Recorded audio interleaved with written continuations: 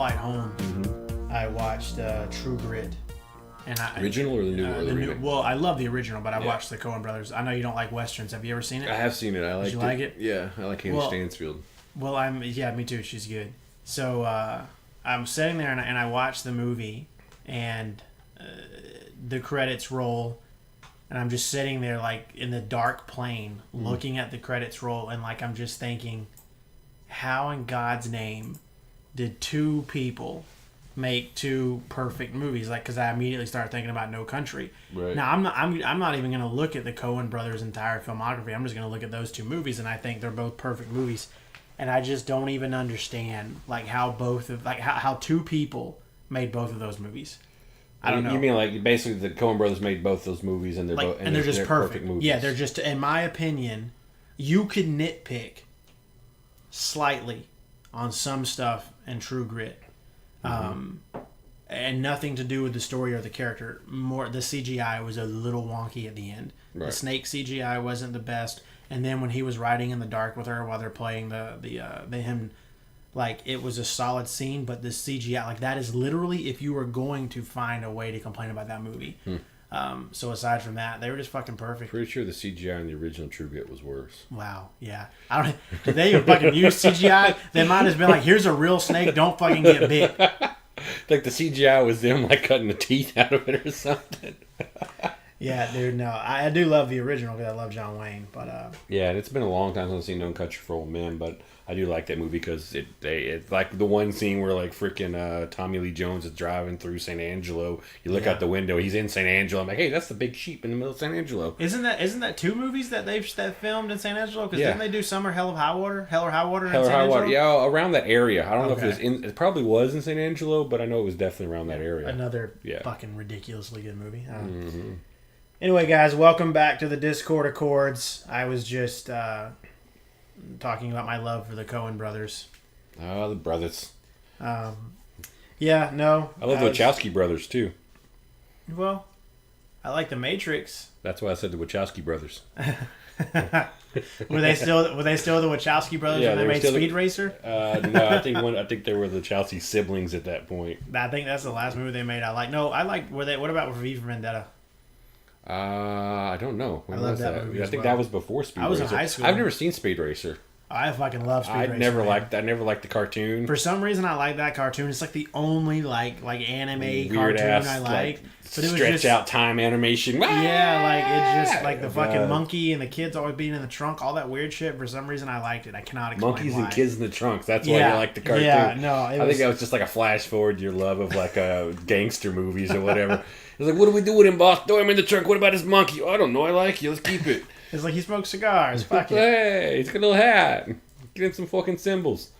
But let's jump into this shit, man. What about this Star Wars TV show? I have barely done The Mandalorian? I've barely done any reading about it. Didn't have time. I saw... It was good to get news on it. Yeah. That it's been starting. We saw set photos. Yeah, that's why. Cool. I heard that's why he actually came out and said something, because there was going to get leaked anyway. So he figured he'd beat him to the punch. But Mandalorian. So basically, it's a gunslinger Western style set on Tatooine of a dude in Mandalorian armor, and he's doing something. He looked like Boba Fett. Is Boba that's Fett? The deal. But yeah, the Mandalorian armor is Boba Fett. Jango Fett was more Mandalorian than Boba Fett. Boba Fett was more the clone of Jango in canon or whatever now, but.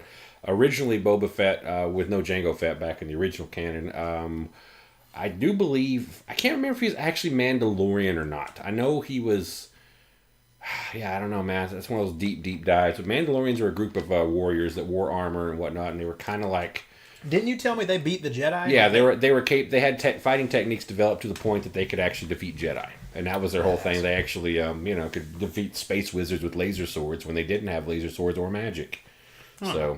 That says something. Exactly. So, but they went into a little bit more in the Rebels cartoon. One of the Sabra or something like that is a Mandalorian. She's a female, like Mandalorian or whatever. But they're kind of like think of them as Spartans. Is literally what they are. They practice eugenics. They were just trained from birth to be fighters, warriors, yada yada. So. I don't know if Jango Fett or Boba Fett in the original canon were actual Mandalorians or they just used the techniques and whatnot. It would make sense that they actually, like, Jango Fett was a Mandalorian, then his clone, of course, made Boba Fett Mandalorian or whatever without as much training because he had to do as a kid. But the history of Boba Fett was that he got the Mandalorian armor, became badass bounty hunter, yada yada, and then when he went into Sarlacc, in the original Star Trek stuff, he escaped from the Sarlacc.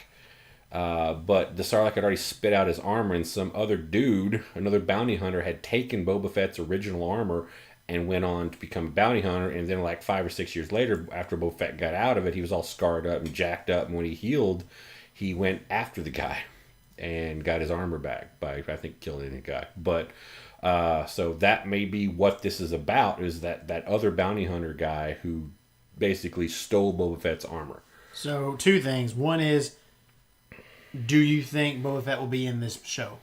I certainly hope so, because they really, really need to expand on his mythos in canon. And second thing, why did they pick this as their big, as like this is their first foray into live action television? Because of all they've had is cartoons and movies. Yeah. So why did they pick this, you think? The only things I could think of is because this was this is a unifying factor for the Star Wars fan base.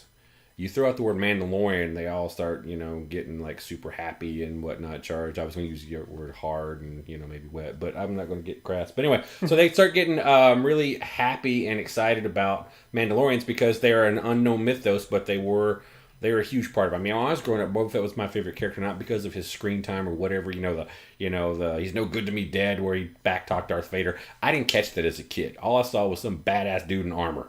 Oh, yeah. And that was it. It was just straight up the armor. It was like, I was like, this guy's cool. He's got a fucking missile on his back. He has a jetpack, and then later on as an adult, you start realizing, I started like, oh shit, that's right. He actually did talk back to Vader and live. So there's a bit of respect there, that Vader showed toward him that he didn't show to anybody. So, but anyway,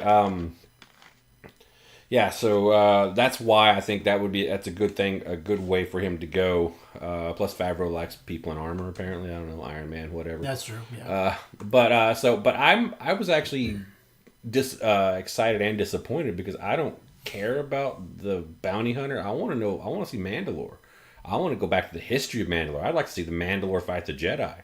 I would like to see a story take place on Mandalore and how show their expansion into the universe and how, their warlike attitudes and whatnot, how they clash with the Jedi or how they found their place in the Republic. I mean, that's the kind of shit. I would like it more epic. I don't even know. I don't know what we're going to get. I don't know what kind of budget they're getting. I don't know, because they are slightly concerned with the future. When you had The Last Jedi not make as much money as they thought, not nearly as much, and then Solo. Like, they are concerned. Well, they should rightfully be concerned, and they should not have extended Kathleen Kennedy's fucking contract. Yeah, I saw that. They should have fired her ass. Yeah.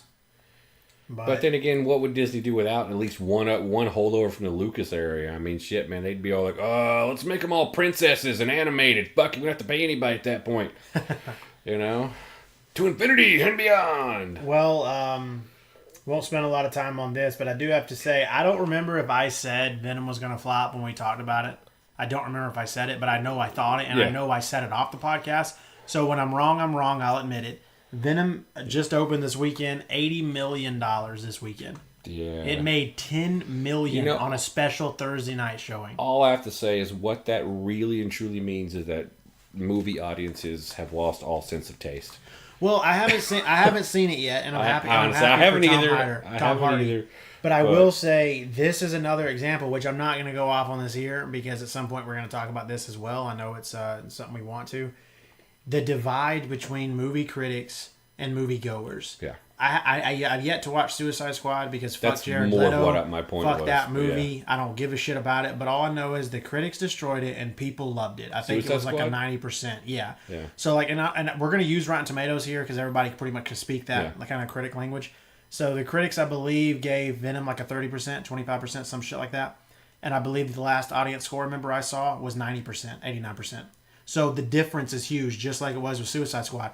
So, I mean, the movie, people love the movie. I don't know if it's good. I will go see it at some point. Yeah, like I said, not to interrupt, but I just think it's the dumbing down of taste. I mean, basically, it's what I'm not saying movie critics are right. They're a bunch of pretentious wankers, in my opinion. Yeah, no, I agree. But you're right. The divide is huge, and it's not going to get any better because they're just going to get more opinionated and snobbery, and the audience is going to watch the audience watches.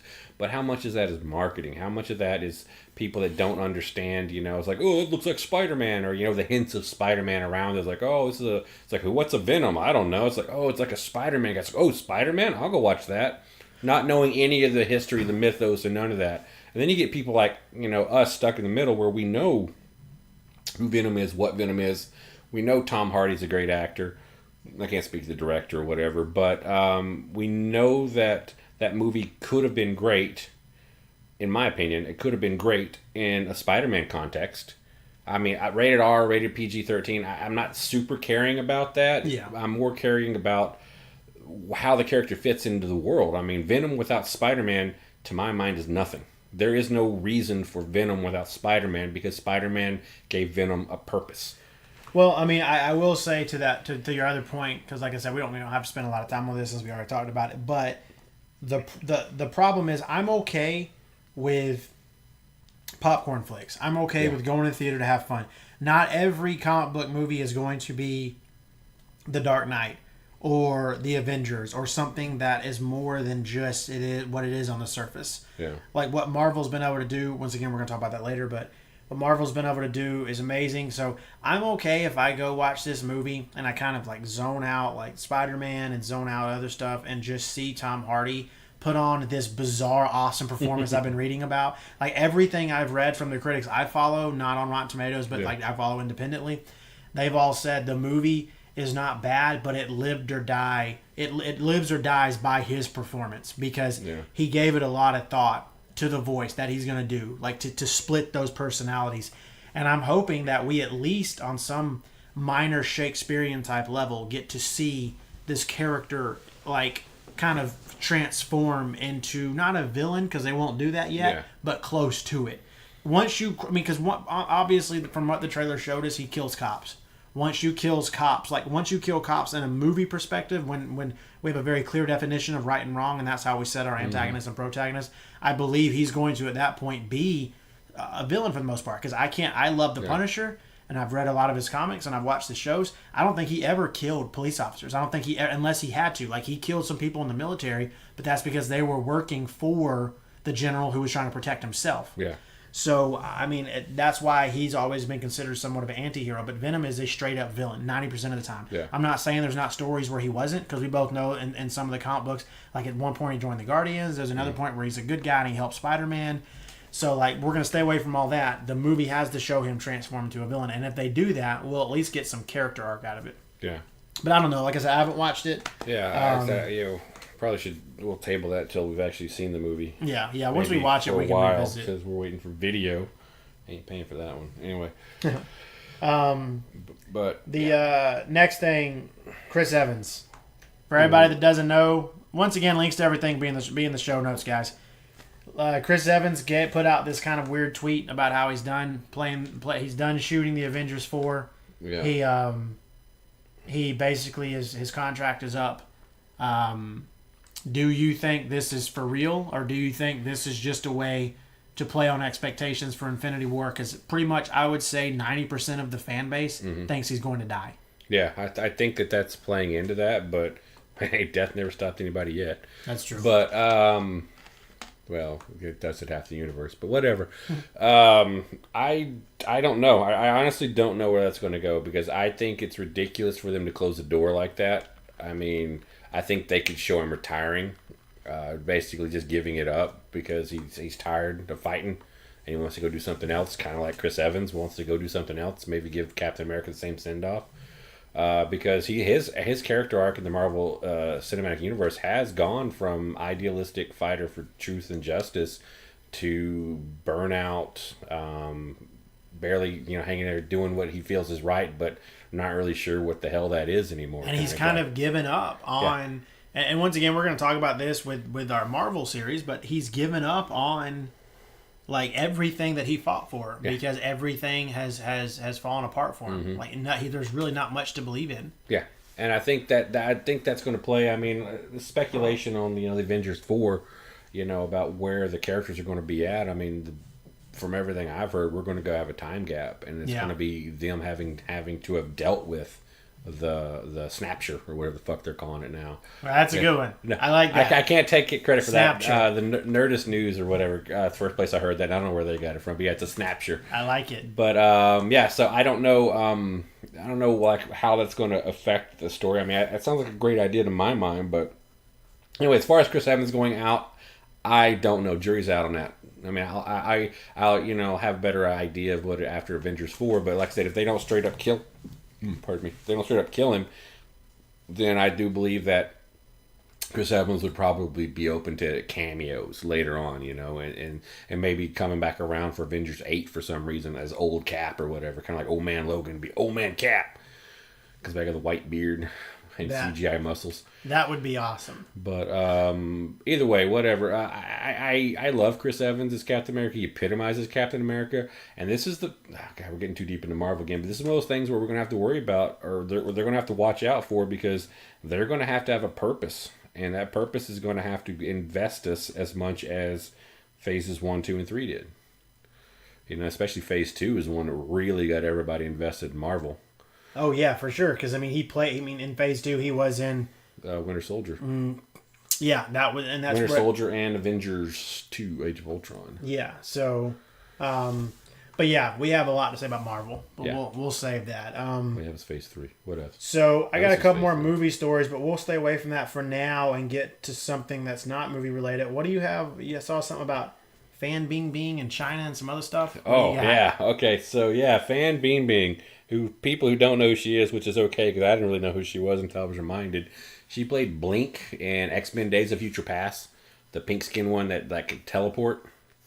Okay, so that was like basically the only reason most of America knows about her. But she is a pretty decently sized star in China. Okay. She's been in some other movies, more like lovey-dovey movies and shit like that.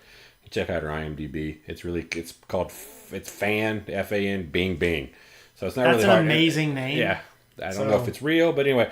So what happened was she kind of disappeared. And people were worried about her because, you worry about people in China when they disappear because, it's China. It's true. So then she puts out this statement and basically the whole, the TLDR on that is basically she participated in some kind of tax evasion or whatever. And it's what they call the yin-yang contracts, where actually it's not tax evasion. But what it is you sign up to do a movie. And there's one contract on the surface that you agree to be paid, and then there's another contract under the table that they also agree to pay you to be in the movie.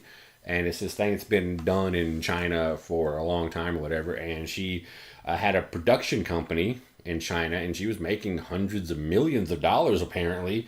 And she was signing artists under her, whether she was her agency or whatever, on yin yang contracts, where they would pay them like $50,000 up front and slip them $1 million under the table to go to star in these movies, so that they would only report the $50,000 to the tax, and then the other part was just in their pocket. So China, and they're are trying to crack down on on corruption, which is basically what corruption in China is. It's just competition against the government. But but yeah, so she got apparently disappeared, and then she sent out a statement recently saying that she is sorry that she betrayed her country and her people and this, that, and the other. The typical kind of thing you write with broken fingers when you're in an interrogation room in China. Yeah, it sounded so manufactured. Yeah. It's kind of like a how-to manual written with Chinese, had some weird stuff to it. But anyway, but yeah, so that's weird. I mean, so a high-profile person got arrested, this, that, and the other. But that's not the weirdest one. That actually is only one of them. The other one that happened is the president of Interpol. Is a Chinese guy. Apparently, just a couple of things I learned is the president of Interpol is an elected official, because Interpol is an international criminal police or whatever. Yeah. And it's apparently just a big conglomerate of a bunch of law enforcement from all over the world. Interpol makes sense; they're from all over the place. And then the president is elected for a term or whatever, and they help run Interpol or whatever. And so at 16, this guy was elected. A Chinese guy, I can't remember his name, I'll put it in the description, was elected, and he was the chief of Interpol, and then all of a sudden he goes to China and disappears. Like, the fucking leader of the International Police Department disappears in China, and no one gives a fuck, for one. Like, you have to look it up on the news. You have to know what you're looking for. I didn't see any of that. Yeah. I mean, I haven't really followed the news that much lately. But So he's been gone for over a week. He disappeared on, like, the 26th, 25th, or whatever of September, and he's been gone. And his wife, or whatever, who's in Lyon, France, which is where the headquarters of Interpol is like, saying, like, he texted me a picture of a knife, meaning danger, and then he texted me, what is something like a wait for me, I'll call you, and she hasn't ever called back. But he went to China, the head of the international police agency in the world. The people that you hear about in every fucking movie about Europe, like, oh, we're going to give Interpol a call. We got to interface with Interpol. The leader of that organization was disappeared in China by his government. So what the fuck is China doing? They don't give a fuck anymore. They're just like disappearing high-profile people right off the fucking map. Has he been found? No. So he's still gone. missing. He is still currently missing. Jesus Christ. And still no one's seen Fan Bingbing either. I mean, they just have these, like, releases like, oh, yeah, she's fine. She's in her apartment writing out apology letters whilst, being under indictment or something. Like, no, she's in a secret prison. Probably in a cell next to the guy from fucking Interpol. It's like, how? How does Interpol allow that to happen? I mean, I read that they're doing an investigation and working with authorities trying to locate him or whatever. And it's just like... Yeah, I'm sure Chinese authorities would be very helpful. Yeah, they're like, he was out in the country in a car. I don't know what happened. Yeah, exactly. So, like, it's ridiculous. Like, how? How does that fucking happen? How does everybody be like, yeah, it's all right? I mean, technically, he's a Chinese citizen, so, I mean, they can do with their citizens what they want, but, his term was from 2016 to 2020. I mean, so it's like, would you want to just co-opt the guy instead of just, like, taking him out? I mean, so I guess the question is, what was he doing... like, to be a problem. Yeah, it was actually, they did release a statement saying that he was under investigation for certain illegal activity, anti-state illegal activities. So I don't know what that is. I mean, that's what, but they still haven't said that they have him. They just said that, oh yeah, he was being investigated for this. And you're like, okay.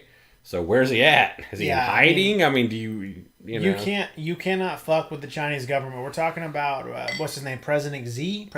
I know it's Z. I think it's XY or X. Maybe Xi, like SHI. All I know is this is a guy who had all images of Winnie the Pooh removed from the internet in China because for those of you who don't know, they censored the internet in China. And somebody started making jokes about him looking like Winnie the Pooh and posting pictures and stuff. Yeah. He literally had Winnie the Pooh pictures removed. You do not fuck with like the higher ups in China. Yeah, like, so that's crazy. So I guess if we get an update, we'll revisit that. Yeah, I mean, hopefully he's still alive. Oh, he's in a river in Shanghai. You don't know where he's at. So I think it was last week's episode we talked about the Sunspot incident, and we said we would give an update once we found out. The update is, what do you got? Child pornography. So okay, that's well, yeah, we'll get some context. That's the quote. That's the quote. That's the quote unquote answer to that question. So why'd you shut down an observatory in New Mexico and the post office and kick everybody out of the town for a week? Oh, child pornography. Yeah, that's a great answer, guys. But move in, kick everyone out, be super secretive. Don't let anyone in the town. Don't tell the sheriff. Someone has child pornography. Yeah, close the post office. I mean, but no, that was their answer. Basically, there was a janitor because a little bit backstory. That observatory has been kind of mothballed. They don't have anywhere near the staff they used to because the administration for it got moved to Denver, Colorado, and the information that's been relayed has been updated by other machines. Like other observatories are doing better work or whatever. It's still recording data, but they automated a lot if they don't need the staff. So what that means is they basically have like a tiny staff, and one of the people charged with keeping the place running, a janitor, checking all the lights, make sure nothing burns down, basically brought a personal laptop in. This is the story, by the way, that they brought in a personal laptop, hooked it into their internet, and started downloading and sharing child pornography. And then when he was confronted about it, he threatened violence to the staff that was remaining, and that's why they evacuated everybody in the town. No arrests were made. They evacuated everyone in the town because the janitor was angry. Because the janitor was angry because his child pornography got interrupted. Don't get me wrong. The dude downloading child pornography should be obviously arrested. I mean, executed, preferably, but that's beside the point. So this angry janitor threatens the people in the observatory because they busted him. So the FBI evacuates the town. Evacuates the town for a week. Doesn't tell anybody anything. Nope. And then no arrests were made. No arrests were made. Yeah, so that doesn't seem suspicious. That seems totally on the up and up. Yeah, exactly. That's exactly what happened. Yeah, of course. But so yeah, obviously I'm torn. I mean, it is kind of a decent cover story when you start thinking about the fact that there's not a lot of people there. It's a very isolated environment. So if he were to actually kill a bunch of people, no one could actually stop him. That's one thing. But beyond all that, it's like, you're evacuating. I mean, at the time, I think it was only like 15, 16 people, where there used to be like 300 there. I mean, it used to be actually, it's like kind of a ghost town. I kind of want to go there and just check it out. But yeah. Well, I mean, I get the story, but it's like, on the other hand, like, it almost seems so suspicious. I prefer to go the other way. Yeah. No, it's like, there's something like, and I agree with that. And that's the thing. Like, the conspiracy person in me is like, you know what? He probably was actually an alien, and he was sending alien information to an aliens, and they caught him, and then they went in there and they grabbed him, and they didn't want his alienness to leak out to anybody else, so they took him to Area 52, because I think 51's closed now, so people know where it's at. So, and actually, I think Area 52 is probably in the mountains. I think it's in the Sierra Nevada mountains. A friend of mine said that one time when he was in the military, him and his platoon were shipped up into the Sierra Nevada mountains, which is the mountains between Nevada and California. And it was on the Nevada side, and they landed at a runway carved into the mountains that was off the record or whatever. And then they spent the whole time outside this building, where they could not go within 100 feet of the building, but they guarded the perimeter of that building. Were they guarding something from getting out or getting in? Getting in, I think. That makes me feel better. Exactly. Yeah. It wasn't like a fucking The Mist situation where all of a sudden, like, the military like, we don't know what the Mist is, but we're all getting the hell out of here. Anything comes out that's not a soldier, shoot it. Shoot it. But then he was there for a week, and they kind of like told him it was kind of like his cold weather training, but it was actually like, you actually are on patrol. And they slept in tents. He said it was like the coldest he's ever been. He fucking hated every minute of it. And they put him back in the plane and flew him out and flew another team. Wow, that's not weird. Yeah, it's not weird or just like, what the fuck? Now we're probably like tagged now. The NSA's on this. Thanks for putting our lives in danger. Exactly. Sorry, guys. This may be the last of the podcast. I've said fuck the FBI like on several episodes and nothing's happened yet. And I've also said they were useless and moronic. They are fairly useless because, hey, it was this story where you were saying they were useless and moronic, and they have not proven you wrong. That's true. Because Jesus, but yeah, so that's the quote unquote update for that story. So I guess my next question would be: has anyone from the town been interviewed? They have actually interviewed. So we know people are alive. We know there weren't all aliens that got executed. You know what? Let me think about that for a second. I don't remember reading about. Just the sheriff has been interviewed, and there are a lot of ex-people from the town. Like, I want current people living in that town. I want current civilians. I don't want law enforcement. So I don't know. I can't confirm or deny that. But I haven't read about that. I'll have to dig into that. So we may have a third update as to whether or not the town people or the people that were at the observatory, Actually, no, I take it back. There was one guy. The one guy who was actually still the manager of the site. He actually was interviewed because he mentioned that he just basically moved. They all moved to like Denver or whatever for a week or whatever, and that they're going to go. So back. They left one alien alive to give an interview to cover up all the other aliens. Okay, okay. So if there's an update to this, we'll give you another one. This is weird. I just want to know what. Yeah, it's so weird. Anyways, whatever. Go. Before we jump into the main topic tonight, just a couple of quick things. No need to discuss. Just cool shit I thought I would share. A trailer for Vice dropped, which is the new Adam McKay movie about Dick Cheney. That's why it's called Vice. And it's got an amazing cast. This is the same guy that did The Big Short. And if you haven't watched that, go watch it. Did you like that movie? You like it, right? I have not seen it yet. Well, it's on Netflix. I need to watch it. I encourage anyone to watch it. It's definitely on my need to watch movie list. McKay has a way of breaking down complex information and making it entertaining and allowing you to take it in, and because it was about the Margot 2008 Robbie in a bubble bath explaining financial whatever. Yeah, it's about the 2008 economic crash. So it's tough material to get and it's tough material to consume and all that. But he does it in such a great way. So Vice is awesome for many reasons. As a movie fan, I'm excited, but also as a history fan, I'm excited because I feel like that 8 years is just really not examined enough. Obviously, with Dick Cheney. pretty much anyone that's done any reading about it and dug into it, it's pretty safe to say Dick Cheney was the president, essentially. Yeah. He was telling Bush what to do. And this movie pretty much greatly insinuates that with no subtlety. So, like, between that and 9/11 and everything else that happened in that 8 years, I mean, Dick Cheney is just an interesting character. I'm not going to take a line here. I'm just saying he's a very interesting character. And Christian Bale gaining 40 pounds to play him. I mean, I'm game anytime Bell does something crazy. I hope he does The Machinist 2 after that, so he has to lose all 80 pounds. I'm sure he's going to do something crazy, like he has to get into shape, like in 6 weeks. It was the Batman or whatever. He went from like Machinist to Batman in like 6 weeks. So I think he put on all his regular weight and then an additional 20 or 30 pounds of muscle in 8 weeks, something like that. It was fucking crazy. I wonder what his steroid bill was. Dude, I just wonder what irreparable damage he's doing to his organs and his body, because the dude is just crazy. Yeah. So yeah, that'll be in the show notes. And the other thing is Daredevil season 3. I know me and you've talked about this off the podcast. It looks great. The fight choreography's on point. Introducing, finally excited about a Netflix Marvel show again. Yeah, and introducing Bullseye with the villain as the villain. Like, for anybody that knows, he's one of Daredevil's, but he may be his biggest villain next to the Kingpin. Like, probably. I think in the popular parlance, I think he was one of his bigger villains. I think honestly, Elektra's probably one of his bigger villains as well. Yeah, that too. But it looks good. It looks like this season's going to be dark. They're not letting their foot off the gas with that narrative. He seems like a broken man. So be prepared for more whining. But more brooding. Hey, but I'm excited. I like Charlie Cox. He's a great actor. He is a great actor. So that trailer will be in the show notes, so make sure you check that out. Let us know what you think in the comments too, guys. Any of these movie articles, any of that, let us know. If you saw Venom, don't give us any spoilers, obviously, but let us know in the comments what you thought. Did you like it? Yeah. So our main story tonight. Actually, do you have any more news? We good? Oh no, I think we're good on that. Okay. I think we covered some weird shit. The main story, we're going to kind of combine something that really intrigues both of us.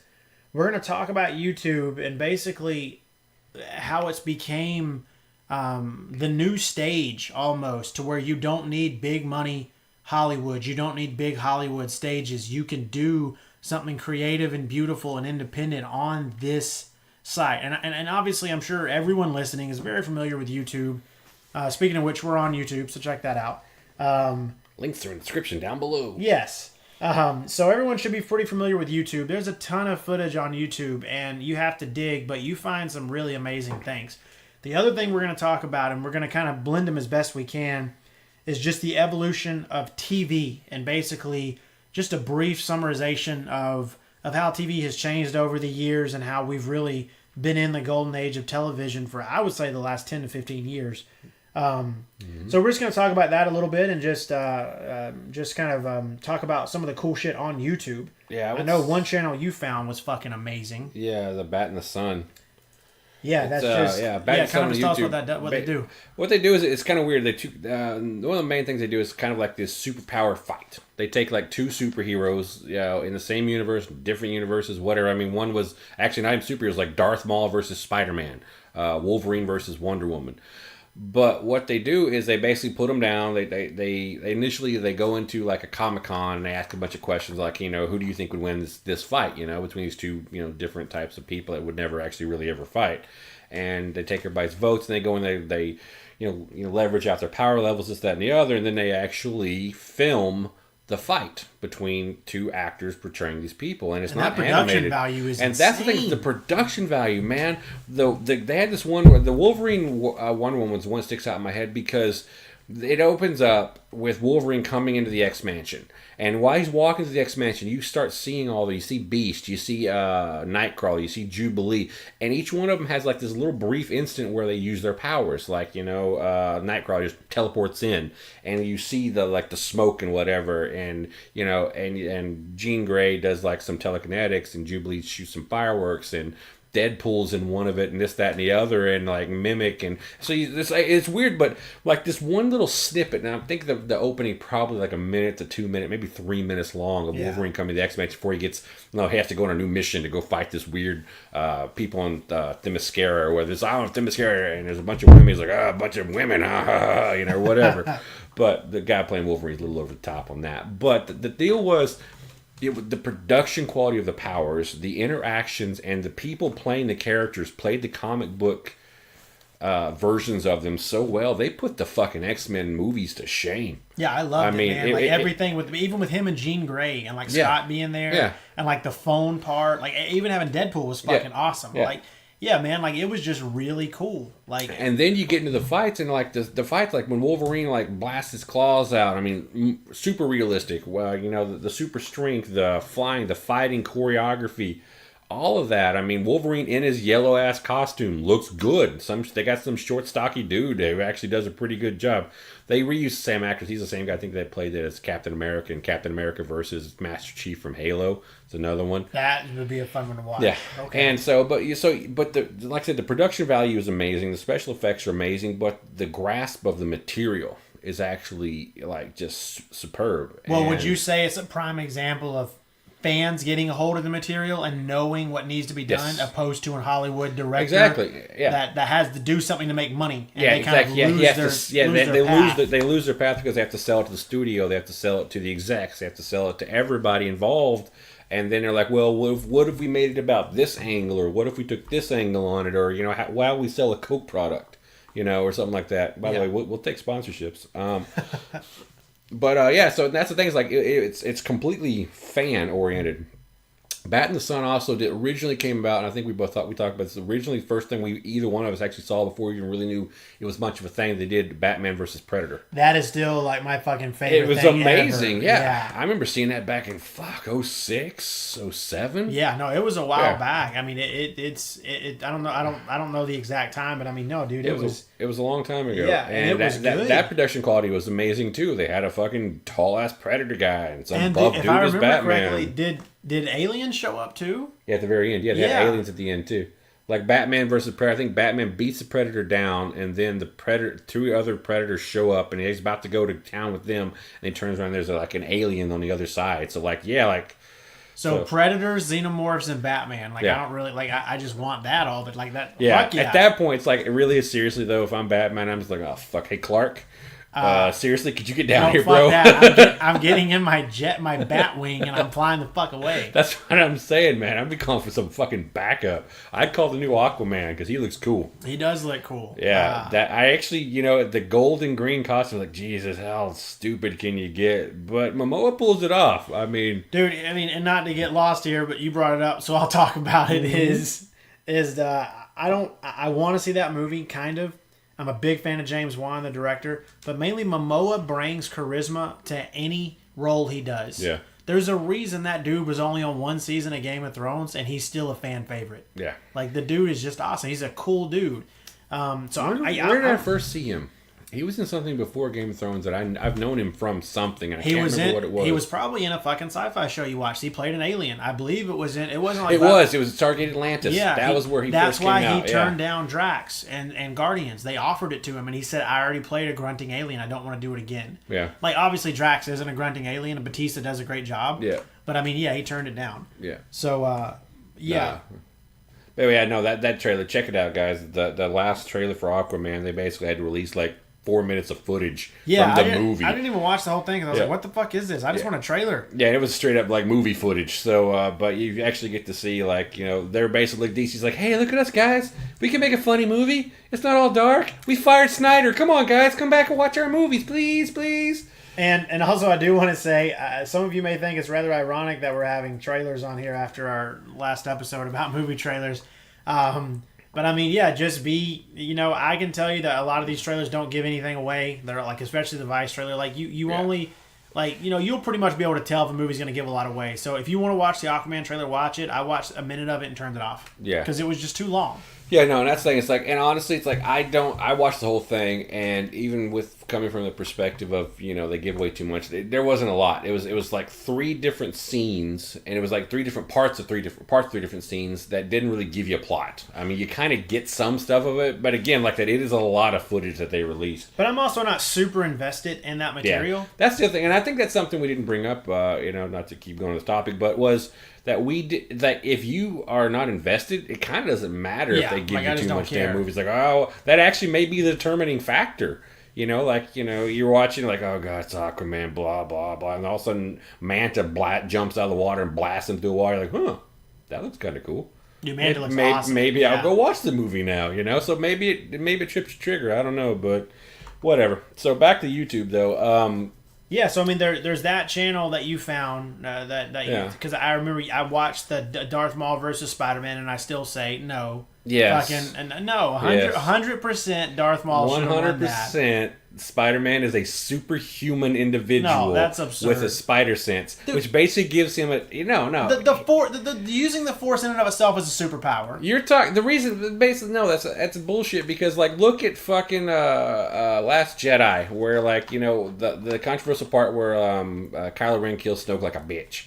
You know, basically that's what I'm saying. It's like, you know, even if you have the Force, this, that, and the other, it doesn't matter if somebody else is smarter than you. Darth Maul's not very smart. No, I don't care. Genius. I don't care. Fuck Spider-Man. He can stick to walls. Whatever. Spider-Man sucks. Darth Maul should have won. Come on, Tom Holland. So versus Ray Park. Come on. Okay, think about this. If you want to go Tom Holland or you know, Spider-Man versus like Toad from the original X-Men, that was Ray Park. Yeah, it was, but we're not going actor to actor. Oh yeah, we are. No. Yeah, and then the one I haven't seen because I want to go through their channel and watch a bunch. One I haven't watched yet is Joker versus Negan. That could be fun. Yeah. Because Negan loves to inflict... I don't watch The Walking Dead, but I've watched some of those clips, and he loves to inflict pain and be in control. Yeah. And that's going to drive him crazy because the Joker doesn't give a fuck. Yeah. You hit the Joker with that baseball bat, he's going to laugh. Yep. Like, he doesn't give a shit. Yep. So that's going to be a fun one. And I can't wait to... pain tolerance, too. I think the Joker doesn't... I don't know if he feels pain. I mean, I don't know if that's canon He may... I don't know. He may be... Well, he cut his own face off in one comic book. He may be so... disconnected from reality that he doesn't even comprehend pain. He knows to be that insane. That's like, true. I don't know. It may give him some kind of weird joy. But it'll be cool to see who plays the Joker. I can't wait to watch that. Yeah. You know, and Jeffrey Dean Morgan. They had another one. They did I think they came out with a series based off of Batwing or not Batwing. Was it Batwing? The Red Hood.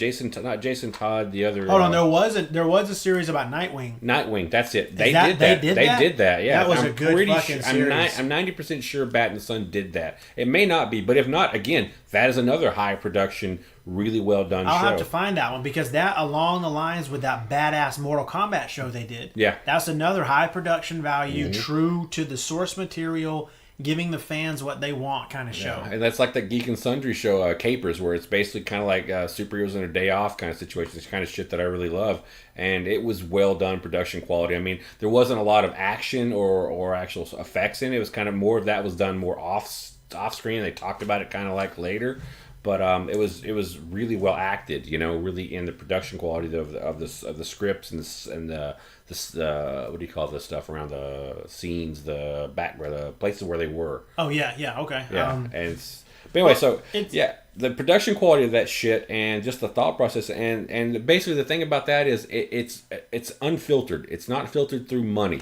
It's direct. It's like I'm a fan. I have a desire to do something. I'm not taking people's money to do it. I just want to get my pure vision from me to you, the audience. And that is the clearest, quickest way to do it is self-produce and run it through YouTube. I mean... No, and for several reasons it works. I will say that we need to remember that YouTube is comprised more of it's comprised of more than just douchey vloggers you see in the news and bullshit music videos and people making an ass of themselves. Like, there is a whole other segment of YouTube, and it's just comprised of these creators that they can just put their vision on screen. Very rarely in Hollywood do you have a director who can do that. Like the biggest production I can think of is Deadpool. They did it their way. The first one, they did it their way with like a $48 million budget, super small for comic book movies, and that is what we got. We got a pure essence Deadpool on screen, which we thought would never happen. So these guys, you see it with their passion, you see it with what they put into these projects, and they're able to, I don't know how they can piece this shit together. Yeah. But they can just put these films together. I mean, another short we both like a lot is Leviathan. Oh, hell yeah. That is a crazy, it's basically, to let you guys know what it is, it'll be in the show notes, but it's like a more violent Moby Dick in the sky. It's like a sci-fi where like the ocean is the clouds. Yeah. So you're like in a cloud ship and there's giant flying fucking whales rolling around. That like have like big teeth and that are super violent. So like it's terrifying. Yeah. So it's just a really solid short. Everything looks good, and that's what blows my mind is how this CGI, man. People are doing this in their fucking Oat Studios. Another good one. Yeah, Oat Studio. that was that Duncan Jones. No, Neil Yeah, Blom, okay. or whatever his name is. Yeah.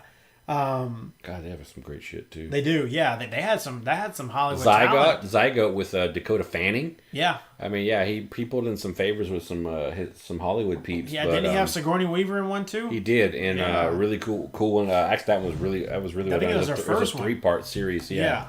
I can't remember what it's about. They're all basically about some kind of sci-fi aliens or whatever. There's a really good one done in the Vietnam jungle. You should just go to Oat Studios channel. I'll put that it's link. just all their shit's good. Like, I'll put that link in the show notes as well. It's kind of weird mentioning them because they do technically have Hollywood money to a degree. It's more of an independent situation. Well, that's the thing. We're not just talking about these creators that can do things without Hollywood money. But even if it is more pure though. Like Neil Blomkamp, even if he has enough money from Hollywood from making the movies he makes to do something, he can still it's still his vision. Yeah. He doesn't have to go through producers and executives and all this bullshit. Yeah. But I mean, and that's just something that I forget about too, and like that's why I'm glad when you sent me that thing. I would have never thought to revisit that channel. Yeah. So seeing that badass like whole Darth Maul and Spider-Man thing, it was cool. Like it's just I just can't believe how good shit looks. And the other thing that they do is they do this thing called the waiting room, where they pick like 2 or 3 different superhumans to set in a waiting room and just have a conversation. So basically, it's like, you have Spider-Man and Black Cat. Oh yeah, I saw that. That's their most recent video, I think. Is a waiting room episode. Yeah, they sit there and there's multiple ones of that. I saw one that was really cool with Zatanna, Power Girl, and Batwoman. Was one. It was kind of. Isn't Zatanna? Isn't she like a female Constantine almost, like a wizard? Yeah, kind of. She's a magic user person. She has probability prediction. She's more of a almost Scarlet Witch kind of situation. Okay. But yeah. No, yeah. So, but I do like the fact that like DC's basically just said, fuck all the pseudoscience of it. If magic is magic, that's actually the universe's take on that, like the MCU. Because I mean, like in the Thor. Wonder Woman. Oh, no, we're talking about DC. DC, okay. yeah. And so, no, the actual Justice League movie. That's what I'm trying to say. With the opening with the mother boxes where the god Zeus, was fighting alongside the men and this, that, and the other in a big opening battle or whatever of that movie is like. So they're like, yeah, gods exist and magic exists, and that's just it. It's magic. It's not like fucking like, oh, what you think of as magic is just science to us, Yeah, and like shit. Not to get like, I know we're gonna talk about Marvel. I don't want to get lost on that again, but yeah, that annoyed me. Like when basically their way of handling Thor was, well, what you call magic, we call science. Yeah, and I felt like that was kind of a cop out. It was a cop out, and it's like 4 films later, magic. Yeah, it's Doctor Strange. What's he got? Some kind of weird science power? No, it's magic. So you had to wait. Here's the deal, though. Think about this, though. Doctor Strange had magic, but he also has a time stone. So is he using magic and science, or is the stones magic? So maybe they're still trying to call it all science. I just know they couldn't call it magic then because they were still trying to solidify their universe. Yeah. Obviously, Doctor Strange came along at such a late phase. They were good, so they could just be like, fuck it, we're just going to do this. Yeah. Like, we're going to call it a wizard. He's training in the mountains. Yeah. It's very Batman Begins-esque kind of thing. And then why does he need to, like, create light weapons and stuff? I never got that. Anyway, that's a Marvel discussion. We'll get into that later. Sorry. So, no, I mean, basically just looking at what these creators are capable of and looking at the cool shit on YouTube. Like, it's just, it's came a long way. It gets better every year. Yeah. And it's just a new platform. And I like it simply because, A, it allows anyone to do it. Anyone can pick up a camera and shoot a short. Even if it's not a really good production value at first. Like, the point is, it gives you that creative control. And it gives you that liberty to do what you want. And then maybe you can get to that point. It also gives you direct feedback of fans. Yeah, of so like people can actually fans. say, I love this. I am a fan. I am directly commenting on your page. Yeah.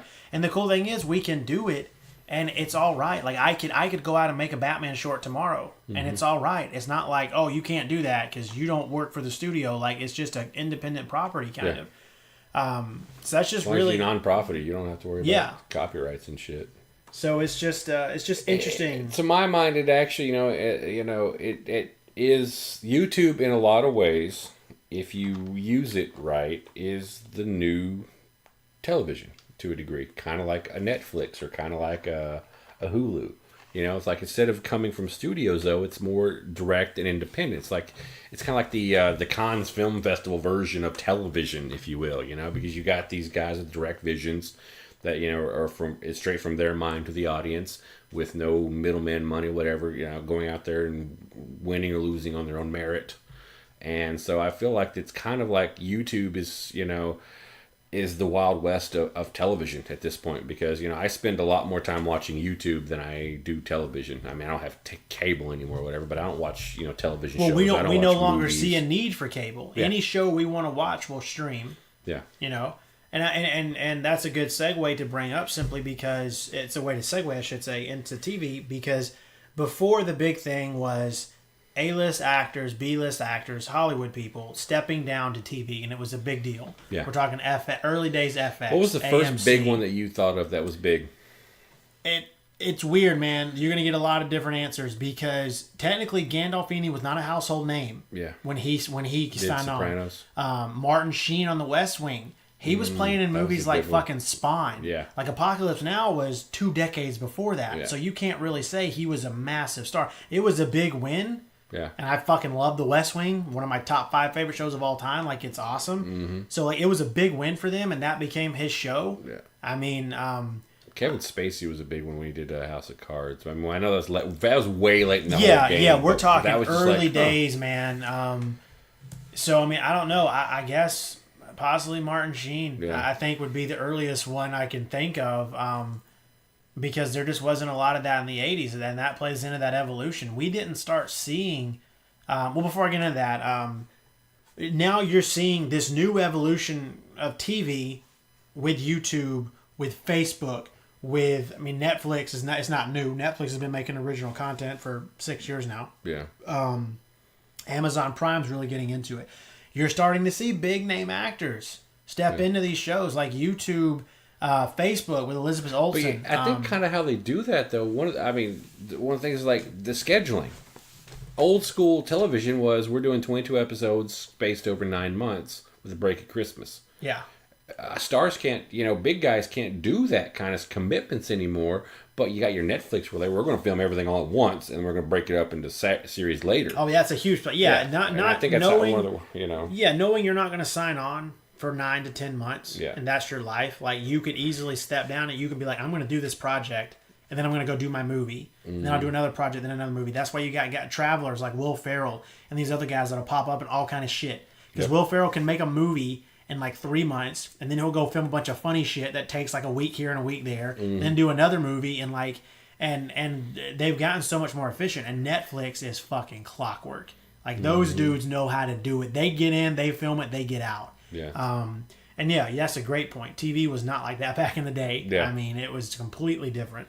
It's like a sign of the times. Where like these fucking executives and whatnot on the TV people are finally figuring out how to do it right. I mean, and it's being pioneered by Netflix, being pioneered by Amazon Prime. You know, these guys who just basically show up like, we have a shit ton of money, let's get into that. You know, It's like, and all of a sudden they're like, how do we do that? It's like, well, here's how we normally do it. It's like, well, that doesn't work for us. We're gonna do our own fucking way. Yeah, and that's basically it. It's like they threw enough money at the problem, and people in general are like, no, I don't give a shit. I like binge watching. You know, and that's 100% Netflix right there, binge watching. Oh, yeah. You know, it's really, and within the next couple of years, it's probably going to be binge watching as a disorder. It's already starting to turn into that. Oh, I know, it actually is. Yeah, to where like it's like, oh fuck, like what have you done, Netflix? You've created like, I'm going to blame you because I sat here for 13 hours. You heard it here first. Suing Netflix for binge watching addiction. So before we get into TV, this is what we call a pop question. I didn't want to ask you this beforehand. I wanted to save it for live. Shiz. What's your favorite TV show of all time? One that you can sit down and watch. You love it. It's your favorite one. Oh, shit. Yeah. I can answer first if you need to think about it, because mine's very easy, very quick. I don't want to sound biased here, but if you don't like this show, you don't know anything about TV. No, I'm just playing. You're all fucked. The greatest show of all time, in my opinion, not just for what it did for TV and what it did for the evolution of really our first massive anti-hero, quote-unquote, on screen, Sopranos. I'm a Sopranos fan, die hard, loved every season. Loved the ending. If I know people have problems. I'm gonna have to find the pause button here because he may hit me. I've never watched a single episode. I get that a lot, and you know, I get that a lot, and I don't even get mad about it because I got into Sopranos after the first season aired, so 2000. My brother was like, "Watch this show," and I think I was like fucking 14, 13. Yeah. And he was like, "Watch this show," because I grew up on gangster films, Casino, Goodfellas, Godfather. Yeah. So I watched it and I loved it. But a lot of people didn't because it started in 99. Yeah. You know? So if you didn't have HBO, we're talking 99. Nobody was streaming this shit. Stream it, yeah. So by the time, I think there was a 2-year break between a couple of seasons because there was contract issues and Gandolfini was unsure about doing the character because the country loved it so much. And he hated it. He hated that everyone loved Tony Soprano. Because I love Tony too, but I can admit he's a sociopathic maniac. He cheats on his wife. He beats women. He's an asshole. He's a murderer. But people loved him. So I think it wrapped in 2008, 2007, somewhere in there. Maybe 2006. Either way, point is, you get it. If you don't get into it later, you just don't get into it. Yeah. I have talked to a ton of people who were like, "Yeah, I've heard that was great, but I've never watched it." Yeah. So like, I get it. But just for me, like, it honestly, it's between that, Breaking Bad, and The West Wing. Like, I feel like those are 3 just perfect shows. What's your favorite though? You thought about it? Farscape. Okay. I have never watched Farscape. Yeah, no, it's a sci-fi. I wouldn't expect you to. But no, I like Farscape because it basically is what I like about storytelling. It's encompassed. It's a start and end. How many seasons? It was they went 4 seasons and then a movie for the 5th. So they were supposed to go 5 seasons. They didn't get the 5th season. They thought they were going to. They canceled like 2 episodes from the end of the 4th season, so they never got to do a 5th season. So they condensed it down to a movie after the fact. TV movie or movie? TV movie. And what network? Sci-Fi. Okay, so when you say start and finish, do you mean character arcs? So from episode 1 to the end, they had a plan. Yes. Okay. They had a plan for that, and what it was is there was always it's kind of like a Buffy or not a Buffy but a Whedon type show where basically there's an overall arc in the background with some Creature of the Week kind of shit in there, then some more important issues or more important episodes for the main arc versus this, that, and the other. But the main thing is every single one of the main characters made a huge character arc during that series in that time frame. Whether one of the main regulars made an arc for a couple of seasons and then left the show because her arc was done. Then another character came in and started an arc or whatnot. But the show basically killed itself because it became too secular. If you were to pop on right now an episode of MASH season 7, middle of the season, you would be like, okay, these characters are funny. That guy does this. Okay, haha, I get that. Okay, it was fun entertainment. I'm done. If you tried to do that in season 3, episode 15 of Farscape, you'd be like, who the fuck? What the fuck? Why? What? I don't understand any of this. I get nothing. They're making internal jokes to each other about something that happened that I don't know what's going on. So basically, they killed their audience. If you didn't watch from the beginning to the end, you'd get lost. What years are we talking? Oh, God, 99? Because that's important to what I'm about to say. I think it's 99. I'll look it up real quick. Okay. Hang on. The reason it's important what I'm about to say is because me and you have briefly talked about this before, and I'm really going to limit myself because I don't want this episode to run 5 hours long. Sure, we'll go 4 because hours. I just love this aspect of entertainment. But in the 90s and in the 80s, cable was all about syndication. And what that means is you can put it on any network. If another network buys you, you can watch it any episode and never wonder what's going on. You're talking shows that everyone loved. Home Improvement, Family Matters, Fresh Prince to some extent, Boy Meets World, all these shows, Step by Step, all these just these interesting comedies.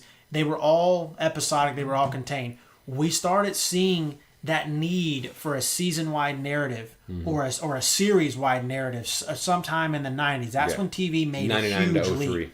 See, 99, you could argue, was the year of it because you had Sopranos, and that was that was not only huge for TV evolution, but for letting people know HBO is here and they mean business. Because I think HBO opened in 88. Yeah. Don't quote me. I think 88, 87. But they didn't have any huge hits. So The Sopranos coming along was huge.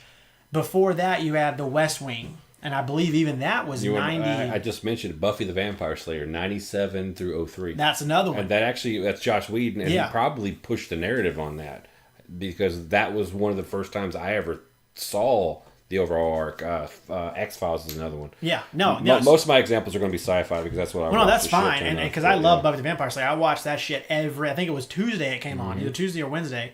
So, like, you saw this interesting evolution in TV because of the way people were writing and what they were presenting, but also 93, Jesus. What started in 93? X-Files, yeah. What they were able to show on television. My favorite thing, and I'm a huge fan of The Shield. For anybody that's never seen it, it's a Michael Chiklis show created by Sean Ryan, came on FX. People don't know who Michael Chiklis was. He played The Thing in those really terrible No, Fantastic Four goddammit, movies. don't talk about that. He was in The Commish in the 90s, and then he played the opposite of his character, The Commish, when he played a insane anti-hero on The Shield. He got shit done, but he murdered cops. So it's one cop. Either way. So I love that show, but NYPD Blue is a big one. Yeah. NYPD Blue is the first show, and I'm going to talk a little more about that when we talk about what we're watching this week, because I started something involving this subject, which worked out really well for timing. It was the first show where they were like, this is what we're going to do. We're going to have terrible language. We're going to show side boob. It was the first show ever the Delaney's. To show ass. Like, it was the first show ever to show someone's ass on TV. The language was insane. That show got protested for weeks. Yeah, who was the guy on that? He did a lot of other shit after that. Yeah, his name, the lead character that he played was the director, the writer, the creator. Yeah, he did a ton of stuff after that. Yeah, he did a shit ton of stuff. I can't remember. I'll look it up. I should know, and because of what I've been watching, but so anyway, like, you had this, and also this might be the original, not the original, but this is one of the very first super well known anti-hero cops, because Sipowicz was an asshole. He swore a lot. Yeah. He was a racist. He was just a dick. But man, that show brought it. We're talking early days, shaky cam, violence. Stephen Bochco. Yeah, okay. Yeah, Bochco. That was in there. So I mean, that's what we're talking about. So just seeing that leap, that was a huge deal, man. They were saying Channel 7 pornography, Channel 7 awful. Like, they protested that show hardcore. Yep.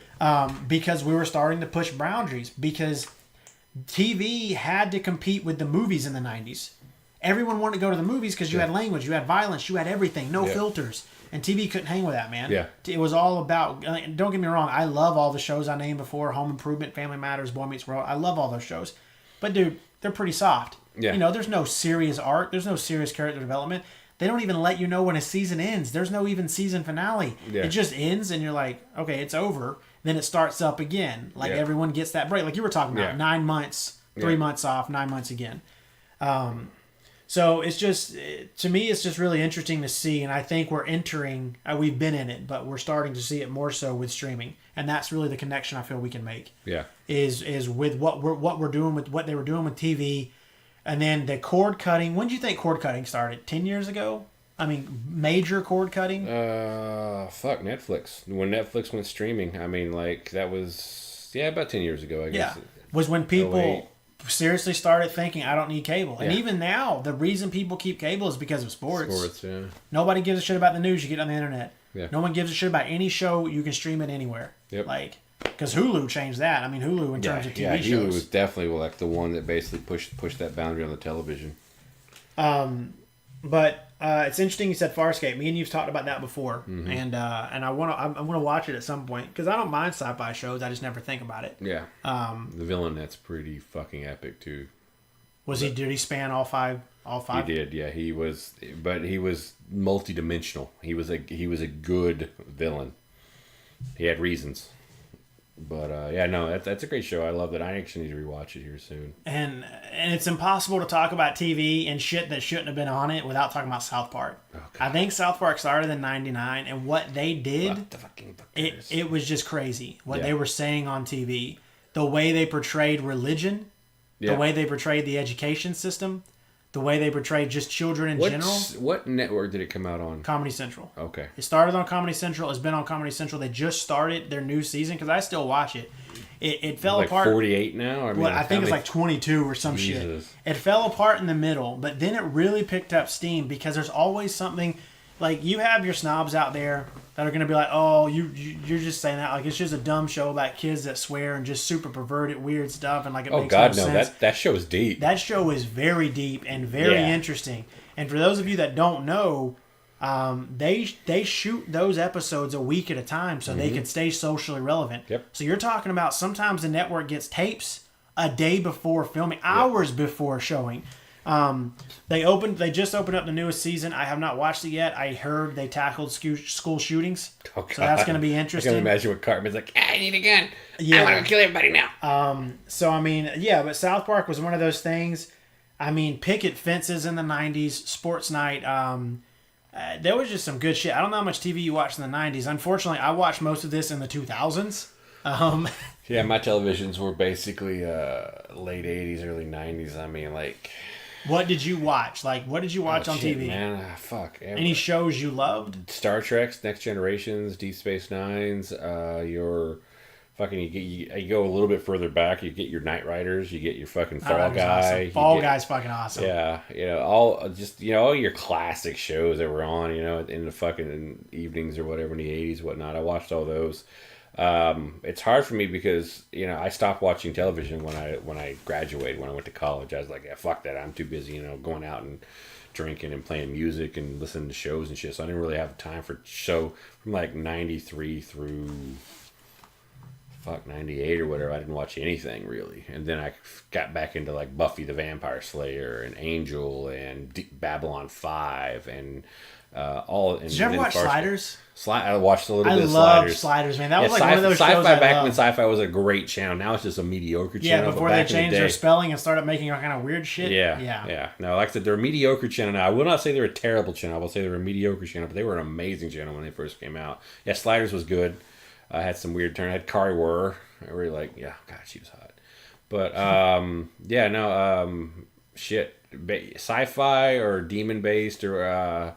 I watched it, except for Supernatural, which is isn't it like 400 seasons? Yeah, it's like, because if they cancel it, the fans are gonna burn down their studio. Like, they have an insanely ferocious fan base. If the two lead characters, Jared Padalecki and the guy, I can't remember his fucking name.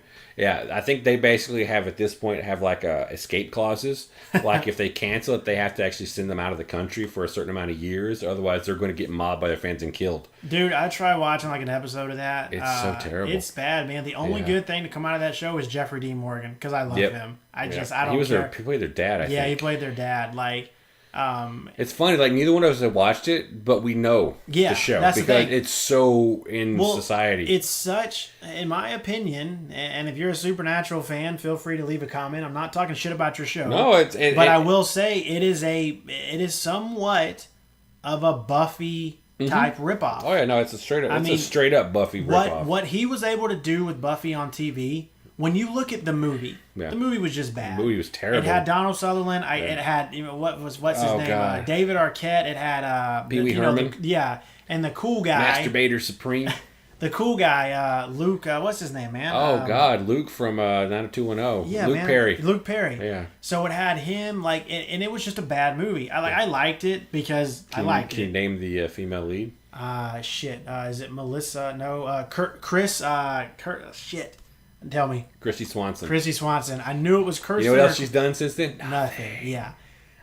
So when you look at she's that, don't leave an angry comment now. Like that, she's probably a rabid fan of ours. Hey, yeah, if you're a rabid fan, leave a comment. Let us know what you've been doing. Absolutely. Let us know about the commercials you've done. Yeah, exactly. Yeah. But no, man, when you look at that movie and what Joss Whedon was able to do, especially at a time when like a female lead wasn't really at the top of anyone's list. Yeah. It wasn't really a thing. And that show, when you want to talk about pushing boundaries, you had a main character that was a lesbian. Mm-hmm. You had what else happened?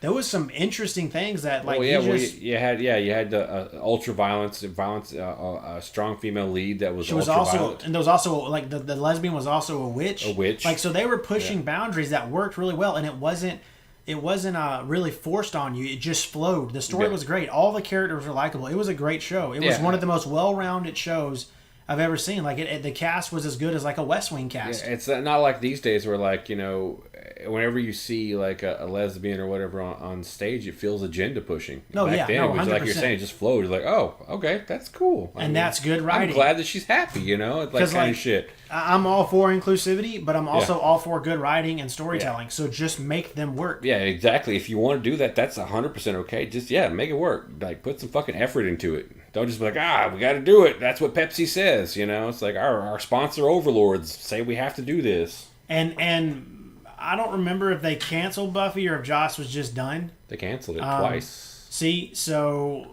that to me is the biggest question mark as to how Supernatural's still on. I understand they have a rabid fan base, but there's been other shows that have a rabid fan base. The show seems so recycled. You can pretty much read any synopsis that involves someone getting possessed by a demon for the umpteenth time. Yeah, exactly. Who the fuck knows? Yeah, son of Satan, half demon, blah, blah, blah, blah, blah, blah, blah. And actually, that's why Constantine failed. There was a brief television show about Constantine. It was a really awesome Vertigo comic. Vertigo is the kind of the darker side of DC Comics from back in the day. Mm-hmm. And Constantine, do you know about Constantine? John, yes, yeah, I love John Constantine. I figured you did. So anyway, the John Constantine television show was derivative of Supernatural, which is why it failed miserably and it wasn't its own thing. Well, it's correct me if I'm wrong. I didn't even watch it because didn't they take away his chain smoking? Because they didn't want no smoking. Yeah, just dark hair, so everybody can blonde. know. Okay, so the Constantine movie with Keanu Reeves, I loved it because I was happy to get a film version of Constantine. That's what I wanted. But he is a blonde British guy who wears a brown trench coat and chain smokes. Silk cuts. And he's an asshole. That's just I what he is. Those too. So you have this show. At least he was British, wasn't he?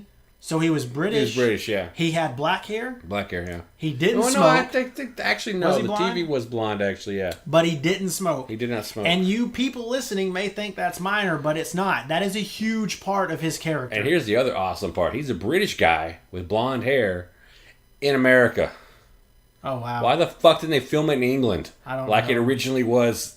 Yeah, it makes no... So yeah, don't watch the show. Read the comic. Read the comic. I will say I do watch Arrow every now and then from the CW or whatever it's called DC now. Television verse is pretty good. Yeah, and Supergirl's really good. Constantine has had a couple of cameos that worked really well, and it was cool. Like they really did a good job of introducing magic and showing some of the cool shit they can do.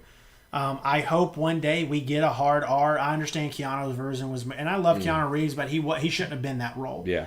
I know that was rated R, but I hope at some point we get a real blonde, chain-smoking, badass movie about Constantine. Well, the other thing is that he's older. He needs to be in his 30s. Neither Keanu wasn't. Well, Keanu probably was 40 or something at the time. But he still looked 12. He always looks. Yeah, I think he's immortal. He's almost 60 now, and he still looks like he's in his maybe early 40s. Like Siberia. Anyway, whatever. But he still looks good naked. That's pretty much it. I mean, in terms of just what we're seeing is just another form of entertainment. What we're trying to say with YouTube and everything else, and I think we're going to start seeing more and more A-listers. The A-list of Netflix shows goes on and on. A-list, B-list, people that could be doing movies, but it's a better form of storytelling, and I love that. You're talking about 10 to 13 hours opposed to 2. It's the evolution of television, is what we're basically seeing. We're seeing the better evolution of television due to better stars showing up, better production for people that are coming from nowhere, and at some point they're going to hit together, and you're going to get such high quality from direct from artist to audience that you're going to start cutting out your studios, and when that happens, you get better movies, you get better entertainment because you got people who know what they're doing and they don't Michael Bay the shit. And that's unnecessary. No, it's necessary. That's unnecessary. Fuck Michael Bay. No, this is Michael it's Bay. It's completely unnecessary to go there. It's necessary because goddamn it, Bumblebee looks good. I'm not even going to take the bait. Yeah, Transformers sucks balls. Anyway, point being, more direct from fans who know the material better. Then they don't have to. It doesn't have to be filtered through a studio, is what it amounts to.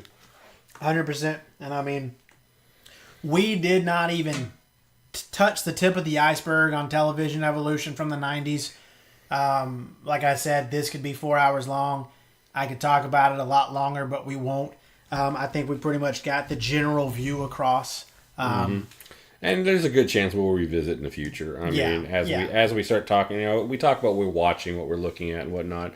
And as things spark our interest, we'll probably swing back around to it. And we both have ADD on certain subjects, so we just dart around anyway. Yeah, so, exactly. So what are you doing, playing, watching, etc., this week? This week, I started today. Star Trek Discovery. Star Trek Discovery. That's actually kind of hard to say. But I stopped. I watched the first episode when it first came out. It was given away for free online, this, that, and the other. I watched it and I was like, I didn't get it. It didn't really seem good to me. So the other day, being yesterday, I saw an advertisement for the new season 2 coming out. They did these little snap cuts, boom, boom, boom of season 1. I looked at it and it's fairly entertaining looking. So I was like, well, I'll give it a second shot. So I started watching it this morning. And now I'm 6 episodes in, and I'm annoyed that we had to stop to do a podcast because I'd rather be watching that. And I'm just joking. How many episodes is season 1? 13. Oh, so they didn't get like a full 22 season? Okay. Well, which I'm okay with. There doesn't have to be 22. Oh, yeah, I agree. But it's done on... Well, it's CBS, which is weird because you're right. It should have been 22 because of CBS. But I actually put on a CBS All Access Pass trial, 7-day trial on Amazon so I could watch them. Oh, just binge watch it, yeah. Exactly. I'm going to watch all the season, then cancel it because really, why should I pay for television? Well, I mean, not to jump back, but what you just said is a point that both of us missed, is most old school shows were 22, 24 episodes long. Yeah. So you kept your writers constantly having to write. They were getting repetitive. And nothing really seemed like some of it done. Yeah. Some of it worked. Aaron Sorkin fucking created The West Wing, that guy. And even The West Wing, I love it. I love every fucking episode of that show. But even The West Wing drug out a little bit because every season, except for the writer's strike season, was 22, 23 episodes. So now we entered the era with Sopranos, Mad Men, Breaking Bad. All these shows, they're 13 episodes. Yeah. So you're cutting down the season in half. And you're getting a quality 50 to 60 minutes. Yeah. Opposed to that. So I don't want to go back, but I'm saying we missed that. That's a big thing. I also missed the comment I was going to say that Sopranos actually did start the modern television era of the 13 episodes. Oh, yeah. The pay-per-view, the cursing, the nudity, all that was all. Well, started that shit. It just let everyone know HBO is here. Beyond that, forget HBO. It let everyone know that you can do a movie caliber television show. That's what Sopranos did for the market. They basically said you can up the fucking quality, you can up the acting, you can up the storytelling, you can not treat your audience like a fucking idiot, like all your 90s and early 2000s television shows did. They were basically fluff, or like you were saying, they were entertaining. I liked a lot of them, but they were fluff, really. I mean, there wasn't quality there wasn't grit, there wasn't dirt, and that's what Sopranos did for television. And also, don't get me wrong, that formula can work. Law and Order has been on the air for a long fucking time, and that is the most formulaic show I've ever seen. It is a basic cop procedural. You have an inciting incident, you have an arrest, you have a court drama, a court case. Yeah, exactly. And you always got some one-liners. Yeah. Like, this is it. And people fucking eat that shit up. I tell you that is basically the same reason that Supernatural has been on as long as it is. Oh, yeah, of course. People eat that shit up, but it's... I don't know. It's like... I can't speak to the Law & Order. I've never watched any of them. I've never watched a full episode of Law & Order. But yeah, sorry to go back on that. Yeah, no, that's fine. But, Star Trek Discovery, I am really digging it, actually. It's kind of more in the serialistic... It's one story. Okay. It's modern. I mean, it's not a Creature of the Week like TNG was, Star Trek Next Generation. It wasn't, like that. I like that because that was kind of a cool story because every time you had a Creature of the Week, you also had an entire new world that they showed, new sci-fi, new everything. So it wasn't, same old world, different twist kind of formulaic shit. But isn't Jason Isaacs the captain? Yes, he is, actually. I love Jason Isaacs. He's a cool guy. He's a good actor. He is good, and he is really good in that show, actually. Cool. So I'm really enjoying that. Contemplating rereading a sci-fi book series called The Magician series by Raymond E. Feist. I thought about it the other day. I kind of want to reread that because it actually ended up being... It was originally a trilogy but the last book was broken up into 2 books, so it became like a quadrilogy. And then, but actually, since then, he's written about 10 to 15 books total in that world. And I actually kind of want to go back and reread them all in some kind of an order. But I may not do that. It's probably 96% chance I won't do that. But it was a thought I had today of something to do. Damn it, you need to read more. I need to read more. Listen to that, America. Read more, damn it. But yeah, it's pretty much all I've been doing, really. Well, what about you? I can't remember if I've said this on a past episode. I finished Papillon. I'm happy. Not said that, actually. I'm happy about finishing Papillon. It was a great book. It was a little long. Phenomenal book. I won't revisit anything. I've talked about it enough. If you haven't read it, read it. Don't just watch the movie. It's awesome. Yeah. It's fucking amazing. Check it out. Well, it's been on that classic history must-read list for a very long time. So, I watched the movie called Hellfest that just came out. It was terrible. Like, I'm a fan of horror movies during the month of October. Right. Normally, it's like it has to really be intriguing to get me. I don't really... I love old school horror, but this new school shit, torture porn garbage, where it's just about upping the ante with violence and torture, I'm not into that shit. Yeah. This was a cool premise. It's about a traveling horror show, and you go buy tickets, but there's like a roving murderer in it, and like the whole theme is Halloween's the one night you put a mask on, but for these evil people, every day's Halloween because they have to hide who they are. Anyway, I'm not going to spoil it because it's a shitty movie. But yeah, okay. It's a shit movie. Like, it was just bad. The writing was lazy. I think there was like 4 different people that wrote the screenplay. Ooh. I think it had 2 different directors. Like, it was just bad. So don't go watch it. I mean, it's a rated R horror movie, so it's at least you get the fucking violence. So instead of that, just watch Trick or Treat. Much better movie. Fuck, yeah. Yeah, that's a good point. It's Halloween. Watch Trick or Treat. If you've never seen it, watch it. It's by Michael Dougherty. It's a phenomenal movie. Arguably the greatest Halloween movie ever made. Mm-hmm. And it's an anthology, so there's like 3 different stories, but it's all intertwined, so it's really awesome. If you like Creepshow, if you like Tales from the Dark Side, shit like that, watch Trick or Treat. That's a good point. But the most important thing I've been watching, and this is just really worked out given our subject matter tonight. I don't know if you've ever seen what Netflix is doing with decades. They did the 60s, the 70s, the 80s. And they do like 8 episodes. Huh. And it covers entire decades and it hits on all the highlights. It's a documentary or is it's it documentary style. Oh. It's phenomenal. No, I need to watch that actually. They just released the 90s and I was pumped. Like I think I watched like 3 episodes in a row. Jesus. They're like 45 minutes each. Anyway, it's really good. They've talked like the first 2 or 3 episodes were about television. But obviously, at some point, they're going to get in the Desert Storm, the Clinton presidency. They cover everything, every important thing that happens through a decade over 8 episodes. It's really well done. I highly recommend anyone watching, not just the 90s, but 60s was really good. 70s was all right. 80s was meh. But it was it's just a quick way to get insight into political situations from those eras, social situations, entertainment things, like what were we watching, what were we reading. It's just really cool, and the 90s has been really good so far. So it's worth watching. Something I should definitely. I do dig that kind of documentary style. So yeah, that's what I've been doing. I do have a pretty cool fun fact. Do you have one tonight? I do actually have a fun fact. Go ahead, okay. You first. My fun fact has to do with TV, keeping it theme related, people. And this is cool to me. It'll be cool to you because we've talked about this show so much tonight. Yep. So for all you 90210 and Buffy the Vampire lovers out there, they shared the high school set. The same high school set used in 90210 was the same high school set used for Buffy the Vampire Slayer. Oh, bitch, really? Yeah, dude. I had no idea. Thought that was fucking cool. That is cool. I really wish that Buffy would have killed them all. That would have been awesome. Yeah, just fucking slay them all. Oh, none of them were vampires. Sorry. Killed them all anyway because they were bitches. And I did have a secret bonus fact, and I just wanted to be able to scream bonus fact, but I forgot it and forgot to write it down. Jesus, so that's terrible. No bonus fact tonight for me. No super bonus facts.